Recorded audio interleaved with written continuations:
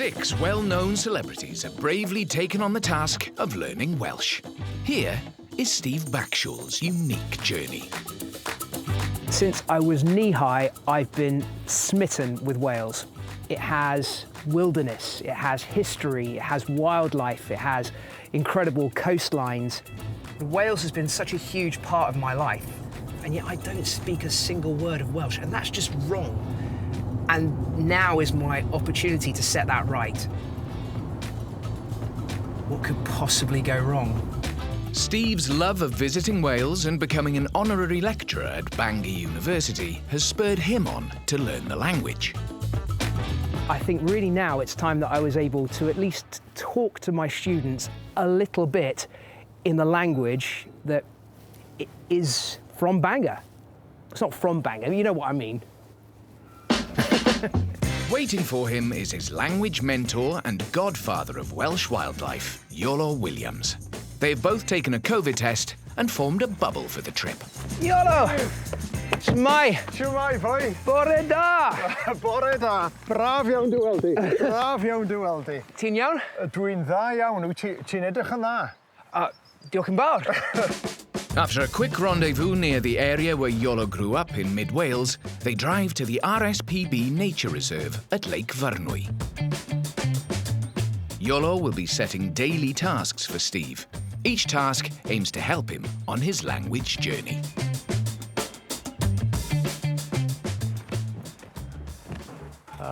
Dyma ni. Homework? Ie, gwaith cartref, homework. Okay. Rhestr o adar. Steve's first task is to identify and name the birds in Welsh. This is a tit? Yes. Yn y Gymraeg, tit, titw? Titw. Titw, da iawn. Ie, titw. Titw penddi. The is black? Da iawn. Titw Black-headed penddi. tit. Black-headed tit. Titw penddi. Ah. Tic arall. Tick? Ie. Ah, great tit. Da iawn. Ie. So, mawr tit? Rhof o ffordd. Tit mawr? Titw mawr. Get Da in! iawn. Da iawn. Da iawn. Titw Okay. mawr. Excellent, Steve. You're flying through these. Reit, Steve, dwi'n mynd I adael ti ar ben dy hun fan yma. Okay, do. A dwi isio ti drio ffindio y ddau aderyn dyn ni heb weld. Right, Pob task. lwc. Pob Task lwc. na, okay. Yeah, I don't know the names of those ones though. I'm gonna have to cheat and get them off the wall. G-pink, llawer G-pink. Pheasant, hawddi pawddi. Hawddi pawddi. This could become a new Welsh term. Steve, ti 'di gweld y parot? A parrot? Parot. Ti 'di gweld y parot? Parot. Pam fydd you? Is this some kind of like bizarre initiation rite or something? Yeah.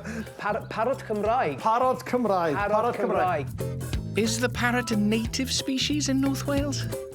Mae'n amser i'r parot fynd, wan. Pob lwc. Well, I wasn't expecting that. I'll give him that.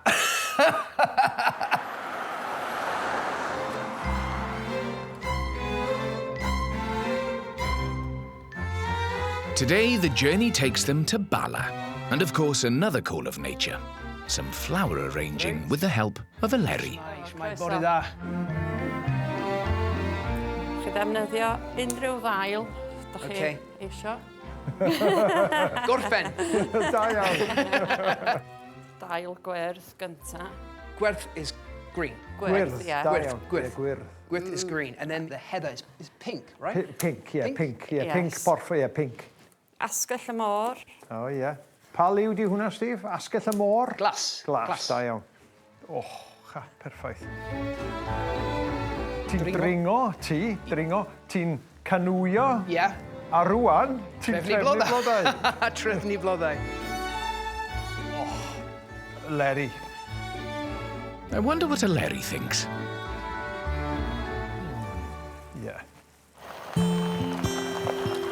Time for a well-deserved beer and a night of glamping as they arrive at Llechwedd Quarry in Blaenau Ffestiniog.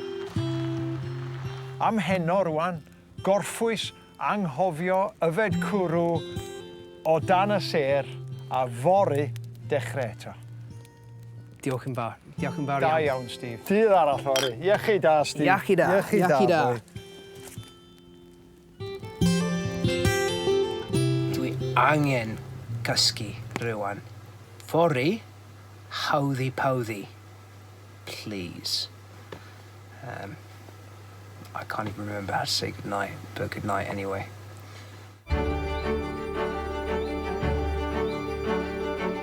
Having navigated the world's most dangerous waters, today they head to the calm lake at Plas Y Brenin for a double whammy. Help with me. Helmed. Helmet. Yeah. Hawdd. Tuality. Paddle. Yeah. Yn Cymraeg, paddle. Hawdd. Oh, da iawn. Okay. Steve will instruct Iolo in canoeing. Not hard enough? He'll be doing so in Welsh. Perffaith. Iolo, stopio siarad. Granda. Yeah. Ti'n ddim arthro rwan. Right. Okay, so mae'n canw. Yeah. Mae'n paddle. Yeah. Claw chwych fan hyn. Chwith ar y... Yeah. Claw dde Yeah. fan hyn. Saw dde fanna, yeah. A tynnu Right. fel hyn. Yeah. Bach yn arfach. Yeah. And gwranda. Gwranda. Yeah. Da iawn, yeah. Dwi eistedd yma. Yn y cefn. Yeah. Yn y cefn, yeah. And ti'n eistedd. Fan Fan hyn. ar y blaen. Yes. Iawn. Barod? Barod i fynd. Wastad y barod. Okay. A good start. First part of the lesson complete. Into the deep waters now. Iawn. Teaching Iolo. Iawn. Ooh. Paid poeni, mae'n dod. Don't go in, don't go in. That would be all bad. Da ni'n oreit. Da iawn. Okay, Ti so... isio fi ar ochr chwith neu ar yr ochr dde? Ochr chwith, oce? Chwith. Ffwrdd â ni! Mewn i'r cwit. Mewn i'r gwynt. Oce, mewn i'r gwynt. And, was it amlai? Amlai forwards? Ymlaen, da iawn. Amlai. Ymlaen. Tynnu amlai. Tynnu amlai.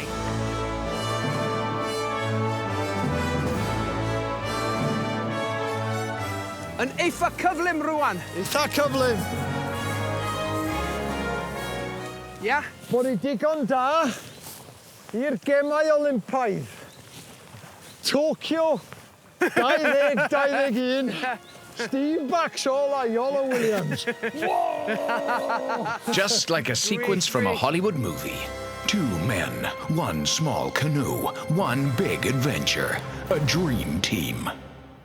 Diwrnod ola, Fori. Diwrnod ola. Yep. O un tasg ar ôl. Task. A tasg bore fori ydy. Ia.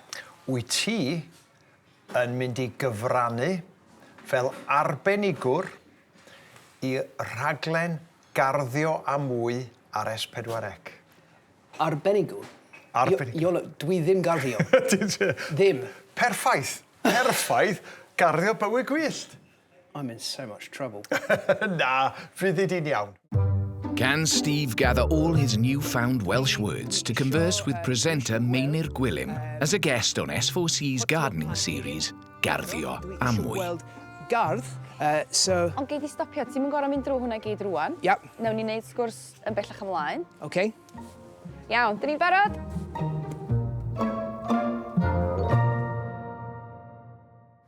Steve, diolch yn fawr am ddod ato ni. Diolch yn fawr.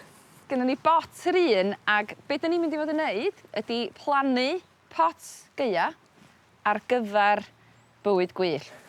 Potio planhigyn mae pryfed yn caru. Llwyd pilipalas neu bydlia. Gwenyn a pilipala yn caru bydlia. So llawer gwenyn, llawer pryfed, llawer aderyndu, llawer adar, llawer drainog, llawer slimod. Pwysig iawn ddim taclus. Ddim taclus o. Ie, wrth gwrs. A gadael dail a pethau hefyd, ynddo? Fel ti'n deud, i'r dreinog, i'r I can't get this out. A slight hiccup. Dwi ddim garddio. Mae'n ddrwg gen i. I'll ask you that. Wyt ti'n garddio o gwbl adra? Mae gen i plant ifanc iawn. Ie. Felly, dwi ddim amser... Dwi ddim amser. Ddim efo amser i arddio. Dwi ddim amser garddio.